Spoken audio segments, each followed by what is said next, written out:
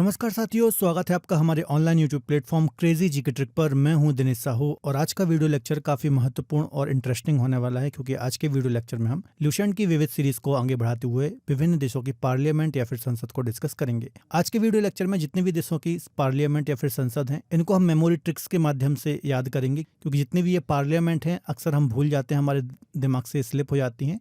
तो कोशिश करेंगे हम ट्रिक के माध्यम से इजी वे में मेमोरी ट्रिक्स लगा करके इनको याद कर पाए। तो आज का जो वीडियो लेक्चर है बहुत ही महत्वपूर्ण है, काफ़ी इंटरेस्टिंग है। वीडियो लेक्चर को आप अंत तक जरूर देखिए।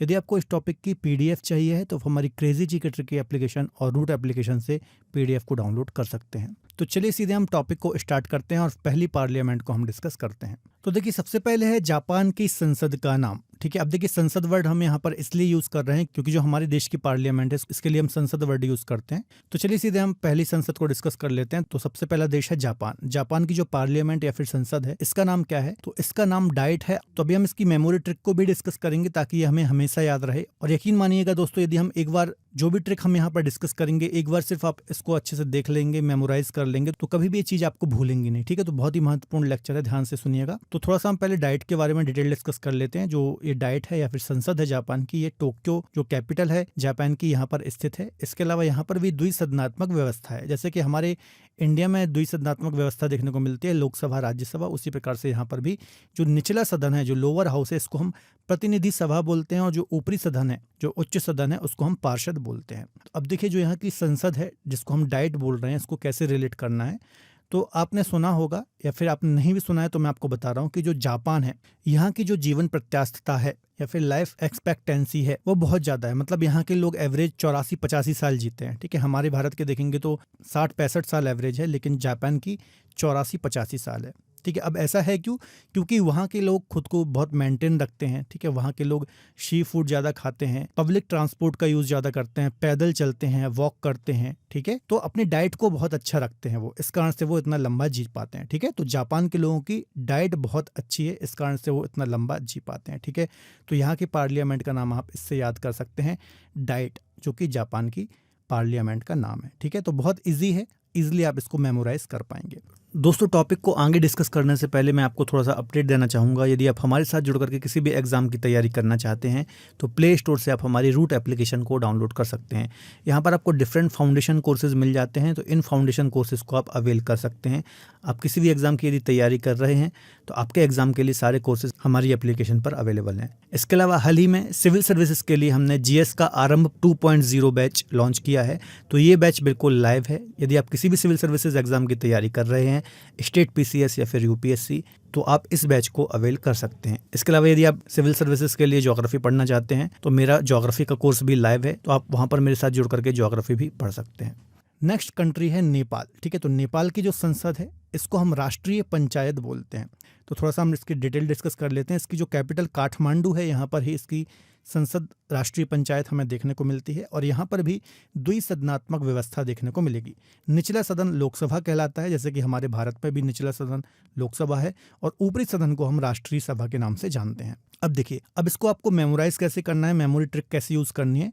तो आप देखते होंगे कि आप थोड़ा सा पास्ट में जाएंगे, गांव में पंचायतों का गठन होता था और गांव में ग्राम पंचायत का संचालन किया जाता था, जहां पर एक गांव के लोग एक जगह इकट्ठा होते थे और नीचे किसी पेड़ के नीचे कोई ऐसा कपड़ा बिछा करके, ठीक है, कोई पाल बिछा करके वो सारे लोग वहां पर गांव के बैठते थे। ठीक है, तो नेपाल का आपको पाल पकड़ना है। ठीक है, और चूंकि पंचायत पाल में ही बैठ करके होती थी, तो यहाँ से आप इसको रिलेट करके याद कर सकते हैं कि नेपाल की जो संसद है इसको हम राष्ट्रीय पंचायत बोलते हैं। तो पंचायत की बैठक कहाँ होती थी? पाल के ऊपर ही सारे लोग बैठते थे। तो ऐसे आप इसको याद कर सकते हैं। चलिए, अभी हम बीच में रिवाइज भी करते जाएंगे ताकि आपको याद हो रहा है कि नहीं हो रहा है ये हम देख पाएं।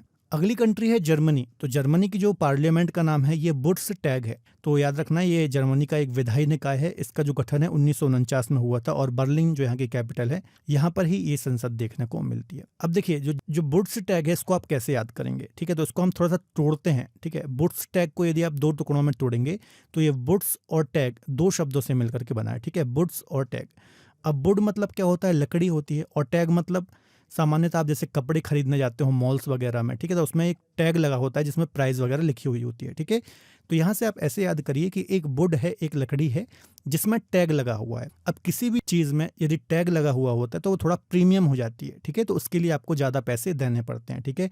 तो जर्मनी का मनी पकड़िए, ठीक है, जर्मनी का लास्ट का मनी पकड़िए, और वुड्स टैग मतलब ऐसी लकड़ी जिसमें टैग लगा है वो काफ़ी प्रीमियम हो गई, तो उसके लिए आपको ज़्यादा पैसा, ज़्यादा मनी खर्च करना पड़ेगा, ठीक है। तो जर्मनी और वुड्स टैग, ये आप ऐसे याद इसको कर सकते हैं, मतलब टैग वाली लकड़ी के लिए आपको ज़्यादा पैसा, ज़्यादा मनी खर्च करना पड़ेगा। चलिए, तो आई थिंक आपको ये चीज़ भी याद हो गई होगी। चलिए, अगला देश है पोलैंड। तो पोलैंड की जो संसद का नाम है ये सोजिम है या फिर सीजम है, आपको याद रखना है। तो यहाँ की कैपिटल वारसा में ये देखने को मिलती है, और यहाँ पर भी आपको द्विसदनीय व्यवस्था हमें देखने को मिलती है।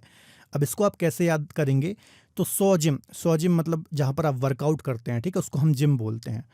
अब मान लीजिए आपको 100 जिम एक साथ खोलनी है, ठीक है, यहाँ पर 100 जिम इसका नाम है, तो इसको आप ऐसे याद करिए कि 100 जिम यदि आपको एक साथ खोलनी है तो आपको एक बड़ा लैंड चाहिए पड़ेगा, या फिर बड़े लैंड की आपको ज़रूरत पड़ेगी, तभी आप 100 जिम एक साथ खोल सकते हैं, ठीक है।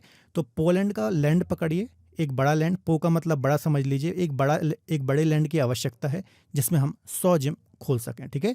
तो 100 जिम पोलैंड, ठीक है। आई थिंक ईजिली आपको चीज़ें याद हो पा रही होंगी। देखिए, कोई भी चीज़ इजी वे में यदि आपको याद करना है तो आपको पिक्चराइजेशन करना पड़ेगा, ठीक है। यदि आप पिक्चर एक बनाते हैं अपने दिमाग में तो ईजिली आप यहाँ पर याद कर पाएंगे। चलिए, अगले देश का नाम है स्पेन। तो स्पेन की जो संसद या पार्लियामेंट है इसको हम कोर्टेस बोलते हैं। क्या बोलते हैं? कोर्टेस।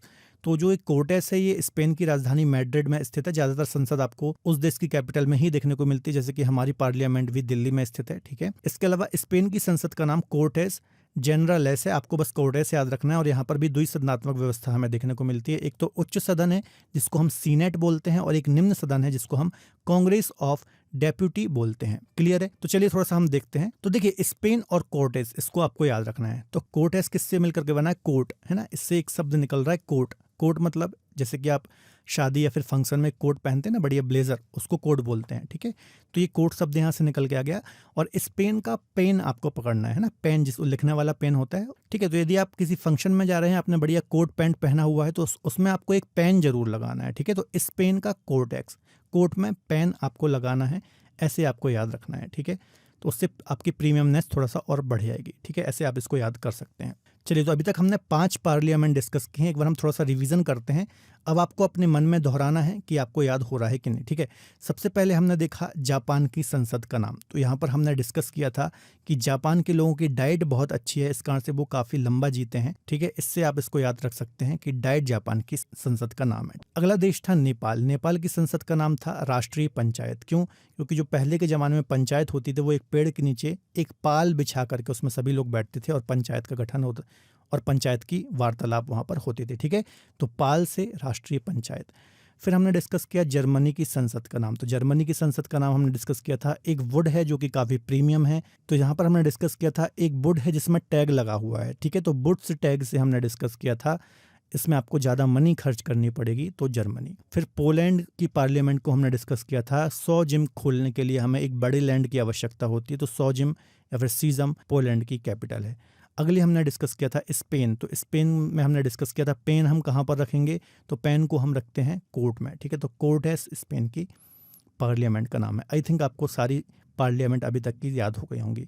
चलिए, नेक्स्ट पार्लियामेंट को हम डिस्कस कर लेते हैं। अगली कंट्री है इजराइल। अब जल्दी से कमेंट में बता दीजिए कि इजराइल की जो खुफिया एजेंसी है, लास्ट लेक्चर में हमने डिस्कस किया था, उसका क्या नाम है। तो इजराइल की संसद का नाम यदि हम देखें तो नेसेट यहाँ की संसद या फिर पार्लियामेंट का नाम है, जो कि यहाँ की कैपिटल यरूशलेम में स्थित है। इसके अलावा यहाँ पर सिर्फ एक सदनीय संसद व्यवस्था देखने को हमें मिलती है। अब इसको हम कैसे याद करेंगे, नेसेट को आपको इजराइल से कैसे रिलेट करना है। एक आपने न्यू सेट बनाया किसी भी चीज़ का, ठीक है, जो कि काफ़ी रॉयल होना चाहिए। इजराइल का आपने रॉयल पकड़ा और नेसेट का आपने सेट, ने से न्यू पकड़ा, सेट से सेट पकड़ा, मतलब एक न्यू सेट आप बना रहे हैं। सेट मतलब किसी भी चीज़ का हो सकता है, जैसे कोई फिल्म बनती है तो उसमें सेट बनते हैं, एक न्यू सेट बनता है, ठीक है। कोई आप टीवी प्रोग्राम जो आप देखते हैं जैसे कि कपिल शर्मा शो है, ठीक है, तो उसमें एक पूरा सेट बनता है। तो हमेशा कोई भी सोचता है यदि नया सेट हम बना रहे हैं तो वो थोड़ा रॉयल दिखे, अच्छा दिखे, सुंदर दिखे, ठीक है। तो सेट हमेशा रॉयल होना चाहिए, तो न्यू सेट इज़ रॉयल। तो ऐसे आप याद रख सकते हैं, Israel new set is royal. ये आप ट्रिक बना के रख सकते हैं, ठीक है। बहुत सिंपल ट्रिक है, ईजी वे में आपको याद होगा, बस आपको 1-2 बार प्रैक्टिस करने की आवश्यकता है।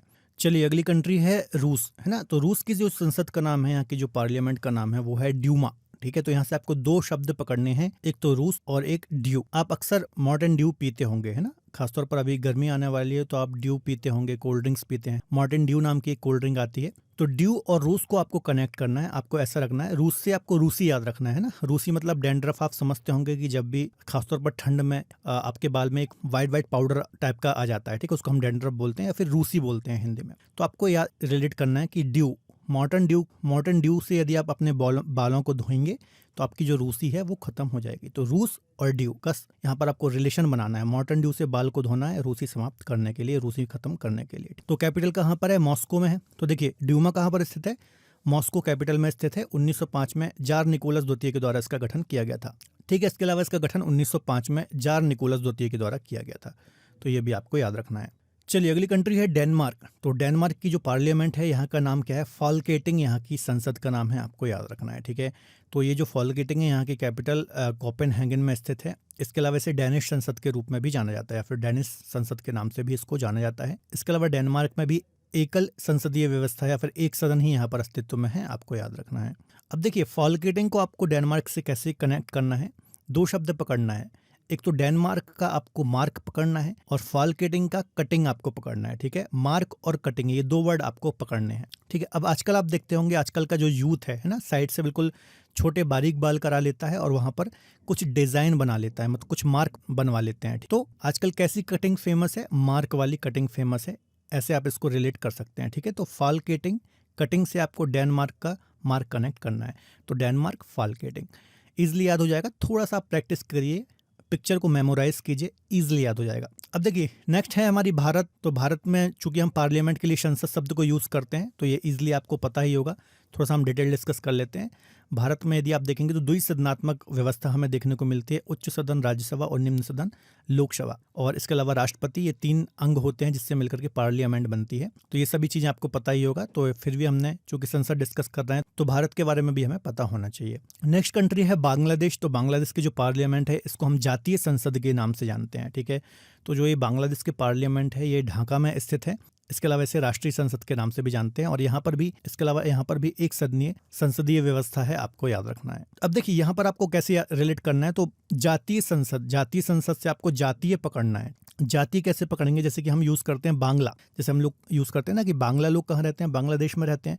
तो बांग्ला एक जाति को डिनोट कर रहा है, ठीक है। बांग्ला एक जाति है और चूंकि ये बांग्लादेश में रहते हैं तो बांग्लादेश का जातीय संसद, ठीक है। ऐसे आप याद कर सकते हैं कि बांग्ला एक जाति है और ये बांग्ला में निवास करती है, बांग्लादेश में निवास करती है, ठीक है। बांग्लादेश की संसद जातीय संसद।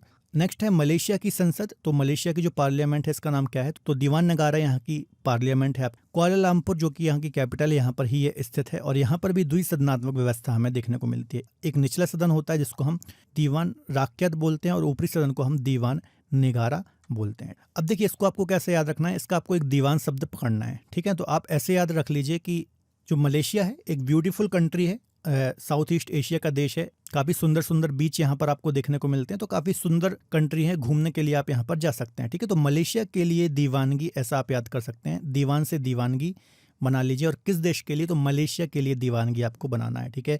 तो मलेशिया के लिए दीवानगी मतलब मलेशिया की संसद का नाम दीवान नगारा, ऐसे आप याद कर सकते हैं। नेक्स्ट कंट्री है अफगानिस्तान। अफगानिस्तान की संसद का नाम है शोरा। तो को यहाँ की कैपिटल काबुल में देखने को मिलती है। हालांकि अभी यहाँ पर तालिबान शासन चल रहा है, ठीक है, आप जानते ही होंगे। तो ईजिली आप इसको भी याद कर सकते हैं। शोरा कैसे? अफगानिस्तान को यदि आप देखेंगे तो हमेशा यहाँ पर अस्थिरता ही बनी रही है, हमेशा यहाँ पर शोर शराबा ही रहा है। मतलब पहले यहाँ पर कभी यूएसएसआर भी आया, अमेरिका भी आया, ठीक है, और हमेशा ये डिस्टर्बेंस यहाँ पर देखने को मिली है ना। तो हमेशा यहाँ पर शोर शराबा देखने को मिला। तो ऐसे आप याद कर सकते हैं कि पार्लियामेंट है, इसको हम शोरा के नाम से जानते हैं। चलिए थोड़ा सा हम रिवीजन कर लेते हैं जो अभी हमने पार्लियामेंट डिस्कस की हैं। तो सबसे पहले हमने इजराइल की देखी थी। तो इजराइल में हमने देखा था रॉयल सेट, है ना, new royal set, Knesset Israel की है, इसलिए आपको याद हो पा रहा होगा। फिर हमने देखी थी रूस। तो रूस में हमने देखा था यदि बालों में रूसी हो जाए तो आपको ड्यू, मॉर्टेन ड्यू से बाल धोने हैं। तो ड्यूमा, रूस की पार्लियामेंट ड्यूमा। नेक्स्ट डेनमार्क की पार्लियामेंट का नाम तो हमने डिस्कस किया था कि मार्क वाली कटिंग मतलब फॉल्केटिंग, कटिंग से फॉल्केटिंग आपको याद रखना। तो डेनमार्क की फॉल्केटिंग। इसके अलावा भारत की तो संसद ही है, ये हमने डिस्कस किया था। बांग्लादेश में हमने देखा था बांग्ला एक जाति है, तो बांग्लादेश की संसद जातीय संसद हो जाएगी। मलेशिया के लिए दीवानगी, तो मलेशिया की दीवान नगारा। अफगानिस्तान में शोर बहुत है काफ़ी समय से, तो अफगानिस्तान की शोरा, ठीक है, ऐसे आपको याद करना है। चलिए नेक्स्ट है स्विट्जरलैंड। तो स्विट्जरलैंड की जो पार्लियामेंट है इसका नाम फेडरल असेंबली है। इसके अलावा स्विट्जरलैंड में द्विसदनात्मक व्यवस्था हमें देखने को मिलती है। अब देखिए फेडरल असेंबली मतलब तो आपको पता होगा जहाँ पर लोग गैदर होते हैं उसको हम असेंबली बोलते हैं एक प्रकार से, ठीक है। और फेडरल का आपको फेडर पकड़ना है, फेडर से आपको एक शब्द बनाना है लेदर। अब स्विट्जरलैंड सुनते ही आपको सबसे पहले क्या याद आता है? सबसे पहले आपको याद आता होगा जम्मू कश्मीर, है ना। जम्मू कश्मीर को भारत का स्विट्जरलैंड भी कहा जाता है। तो एक तो ठंड आपको दिखती होगी, बर्फ दिखती होगी, और जम्मू कश्मीर दिखता होगा, ठीक है, क्योंकि जम्मू कश्मीर को स्विट्जरलैंड की संज्ञा दी जाती है। तो फेडर से आपको लेदर बनाना है। लेदर के कपड़े हम कब पहनते हैं? ठंड में पहनते हैं। अब जब भी आप जम्मू कश्मीर जाओगे तो लेदर के कपड़े ही पहन के जाओगे ठंड से बचने के लिए, ठीक है। तो लेदर से आपको फेडरल बनाना है, फेडर से फेडरल असेंबली बन जाएगा। और जब भी आप घूमने जाते हो तो साथ में ही जाते हो, तो असेंबली वर्ड मतलब उसी के लिए यूज होता है कि जब भी आप इकट्ठा होते हो, स्कूल में असेंबली का आयोजन होता है, ठीक है। तो याद रखना है स्विट्जरलैंड की संसद का नाम क्या है? Federal assembly. हालांकि ईजिली भी आप इसको याद कर सकते हैं, लेकिन फिर भी जनरल असेंबली ऐसे कंफ्यूज हो जाते हैं हम अक्सर, तो आपको याद रखना है फेदर से लेदर, फेडरल असेंबली स्विट्जरलैंड की संसद का नाम है। अगला देश है संयुक्त राज्य अमेरिका, यूएसए। तो यहाँ की जो पार्लियामेंट है इसका नाम कांग्रेस है। तो ये वॉशिंगटन डीसी जो यहाँ की कैपिटल है, यहाँ पर ही इसकी पार्लियामेंट देखने को मिलती है। 1789 में इसकी स्थापना हुई थी और यहाँ पर भी द्विसदनात्मक हमें व्यवस्था देखने को मिलती है। एक तो हाउस ऑफ रिप्रेजेंटेटिव और एक सीनेट, ठीक है। तो ये आपको उसके दो हाउस भी याद रखने हैं, यहाँ से भी एग्जाम में क्वेश्चन आ सकता है। अब यहाँ पर यूएसए के लिए मैंने कोई आपको ट्रिक नहीं बताई है, क्योंकि जो कांग्रेस है हमारे भारत का सबसे पुराना राजनीतिक दल है कांग्रेस। तो इससे आप रिलेट कर लीजिए कि जैसे कि अमेरिका क्या है, यूएसए क्या है, विश्व शक्ति के रूप में जाना जाता है, सुपर पावर के रूप में जाना जाता है, ठीक है। तो जो वर्ल्ड सुपर पावर है वो हमारी कंट्री के ही सबसे पुरानी पार्टी के नाम पर वहाँ की संसद है, कांग्रेस के नाम पर। ऐसे आप इजिली इसको याद कर पाएंगे। इसके अलावा फिर है चीन, ठीक है। तो चीन की जो संसद का नाम है इसका नाम है नेशनल पीपल्स कांग्रेस, ठीक है। अब जो कांग्रेस है ये चीन के जो पार्लियामेंट है उसके साथ भी इसका नाम जुड़ा हुआ है, तो ये भी आप थोड़ा सा मेमोरी में रखिएगा। इसके अलावा नेशनल पीपल्स जुड़ा हुआ है। अब पीपल्स से आप ऐसा रिलेट कर सकते हैं कि सर्वाधिक जो पॉपुलेशन है, सबसे ज़्यादा जो जनसंख्या है वो चीन के पास ही है ना। अब देखेंगे सबसे ज़्यादा जनसंख्या चीन की है, फिर भारत की है। इसके पार्लियामेंट में पीपल्स आना स्वाभाविक है क्योंकि जनसंख्या बहुत ज़्यादा है, ठीक है। तो पीपल्स कांग्रेस ऐसे आप थोड़ा सा रिलेट कर लीजिएगा, ईजिली याद हो जाएगा। अब देखिए जो चीज़ ईजिली याद हो सकती है तो उसके लिए आपको ट्रिक बनाने की आवश्यकता नहीं है, क्योंकि फिर ट्रिक को भी आपको थोड़ा सा मेमोराइज करना पड़ता है। तो जो चीज़ ईजिली याद हो पा रही है उसके लिए ट्रिक बनाने की कोई आवश्यकता नहीं है, ठीक है। तो यूएसए की हो गई कांग्रेस और चीन की हो गई नेशनल पीपल्स कांग्रेस। जो नेशनल पीपल्स कांग्रेस है ये भी बीजिंग में ही यहाँ पर देखने को मिलती है, इसकी कैपिटल में। और यह विश्व की सबसे बड़ी विधायी संस्था है, आपको याद रखना है, ठीक है। सबसे बड़ी संसद है, मतलब यहाँ पर यदि आप देखोगे तो संसद सदस्यों की कुल संख्या 2980 है, ठीक है, जो कि विश्व में सर्वाधिक है। तो याद रखना है विश्व की सबसे बड़ी विधायी संस्था भी है ये, तो यहाँ से भी क्वेश्चन आ सकता है। लगभग 2980 मेंबर यहाँ पर बैठते हैं। अब कुछ अन्य कंट्री हैं, इनको भी हम डिस्कस कर लेते हैं। जैसे कि स्वीडन की संसद का नाम रिक्सडॉग है, तो इसको आप ऐसे याद रख सकते हैं। एक तो आपको रिक्स शब्द को पकड़ना है और एक स्वयं शब्द आपको पकड़ना है। स्वीडन स्वयं, रिक्सडॉग का रिक्स। अब जब भी कोई रिस्क लेने की बात आती है तो हम खुद लेते हैं, ठीक है, हम खुद लेते हैं, हम स्वयं लेते हैं, ठीक है। तो रिक्सडॉग स्वीडन, स्वीडन से स्वयं और रिक्स से रिक्स, ठीक है। रिक्स हमेशा हम स्वयं लेंगे, तो स्वीडन रिक्सडॉग। ताइवान की संसद का नाम युआन है। युआन चीन की मुद्रा भी है और ये नाम भी सेम है, ताइवान युआन। आन बाद में आ रहा है, आन प्रत्यय यहाँ पर लग रहा है, आप ऐसा समझ सकते हैं यदि आपने हिंदी पढ़ी होगी। ताइवान की संसद का नाम युआन, आन इजिली याद हो जाएगा। अगला है मिस्र की संसद का नाम, तो पीपल्स असेंबली मिस्र की संसद का नाम है। अब पीपल्स असेंबली मतलब जहाँ पर बहुत सारे लोग इकट्ठा हुए हैं उसको हम क्या बोलेंगे? पीपल्स असेंबली, ठीक है। अब असेंबली में लोग क्या होते हैं? मिक्स ही होते हैं ना। जहाँ पर बहुत सारे लोग इकट्ठा हुए हैं तो वो क्या होंगे? मिक्स होंगे आपस में, ठीक है। तो मिक्स से मिस्र याद कर लीजिए और पीपल्स असेंबली। आयरलैंड के संसद के नाम की यदि हम बात करें तो डेल आयरन यहाँ की संसद का नाम है, ठीक है। तो आयरलैंड की डेल आयरन, आयरन वर्ड है, तो इजिली आप यहाँ पर याद कर पाएंगे। नेक्स्ट कंट्री है नॉर्वे। तो नॉर्वे की पार्लियामेंट का नाम है स्टार्टिंग, ठीक है। नेक्स्ट है नॉर्वे। तो नॉर्वे की संसद का नाम स्टार्टिंग है, ठीक है। अब इसको आपको थोड़ा सा पिक्चर बना करके क्लियर करना है। जैसे कि स्टार्टिंग से आपने शब्द निकाला है, स्टार्टिंग का टोंटी शब्द निकाला, और नॉर्वे से आपने निकाला नाव, ठीक है। मतलब नाव में टोंटी मतलब आप नल में एक वो लगाते हैं ना, रबड़ की रहती है, उससे फिर आप पाइप कनेक्ट करते हैं, तो उसको ही हम टोंटी बोलते हैं। अब ऐसी पिक्चर बनाइए कि नाव में आप जा रहे हैं, आपकी नाव में छेद हो गया है और उसको आपने एक टोंटी लगा करके, नल में टोंटी लगा करके वो जो नाव में भरा पानी है उसको आप नाव से बाहर निकाल रहे हैं, ठीक है। तो नाव में टोंटी मतलब नॉर्वे स्टार्टिंग। ऐसे आप इसको याद कर सकते हैं। इसके अलावा 3 देशों की पार्लियामेंट, इसके अलावा 3 देशों की जो संसद है इसको हम पार्लियामेंट ही बोलते हैं, जैसे कि कनाडा, ऑस्ट्रेलिया और ब्रिटेन। ठीक है, तो ईजिली आप इसको याद कर पाएंगे। कनाडा जो कि दूसरा सबसे बड़ा देश है, नॉर्थ अमेरिकी कॉन्टिनेंट में आता है। ऑस्ट्रेलिया, यहाँ की संसद का नाम भी पार्लियामेंट है और ब्रिटेन की संसद का नाम भी पार्लियामेंट है। ठीक है, अब देखिए विश्व के बहुत सारे देशों में ब्रिटेन का शासन रहा है, जैसे कि कनाडा हो गया, ऑस्ट्रेलिया हो गया, हमारा भारत हो गया। ठीक है, तो जहाँ पर भी ब्रिटेन ने शासन किया है वहाँ पर आपको ज़्यादातर पार्लियामेंट शब्द देखने को मिलता है। जैसे हमारी संसद को भी पार्लियामेंट ही बोलते हैं, लेकिन हमने हिंदी में वो संसद शब्द बना रखा है। ठीक है, तो ऐसे ही कनाडा की संसद का नाम पार्लियामेंट है, ऑस्ट्रेलिया की संसद का नाम भी पार्लियामेंट है और ब्रिटेन की संसद का नाम भी पार्लियामेंट है। ठीक है, तो एज आप इजिली याद कर लीजिए 3 देश, कनाडा, ऑस्ट्रेलिया और ब्रिटेन। ठीक है, इजिली याद हो जाएगा। हमारे भारत को भी आप इसमें शामिल कर सकते हैं, इंग्लिश में हम पार्लियामेंट शब्द ही यूज़ करते हैं। थोड़ा हम इनकी डिटेलिंग भी देख लेते हैं। जैसे कि जो कनाडा की पार्लियामेंट है ये ओटावा में स्थित है और द्विसदनात्मक व्यवस्था यहाँ पर है। ऑस्ट्रेलिया की पार्लियामेंट की यदि हम बात करेंगे तो कैनबरा में है और संघीय संसद भी इसको हम बोलते हैं और यहाँ पर भी द्विसदनात्मक व्यवस्था हमें देखने को मिलती है, एक तो सीनेट और एक हाउस ऑफ रिप्रेजेंटेटिव। ब्रिटेन की यदि हम बात करें तो 1607 में इसका गठन हुआ था, लंदन में ये स्थित है। इसके अलावा ब्रिटेन की संसद विश्व के अनेक लोकतांत्रिक देशों के लिए एक उदाहरण थी, इसलिए इस संसद को मदर ऑफ पार्लियामेंट भी कहा जाता है। मतलब बहुत सारे देशों में जो यहाँ ये पार्लियामेंट सिस्टम आया है यहाँ से ही आया है, क्योंकि ब्रिटेन ने बहुत सारे देशों में रूल किया है। ठीक है, तो मदर ऑफ पार्लियामेंट भी इसको कहा जाता है। उसके अलावा यहाँ पर भी द्विसदनात्मक व्यवस्था है, एक तो हाउस ऑफ लॉर्ड्स है और एक तो हाउस ऑफ कॉमन्स है, तो ये बात भी आपको याद रखनी है।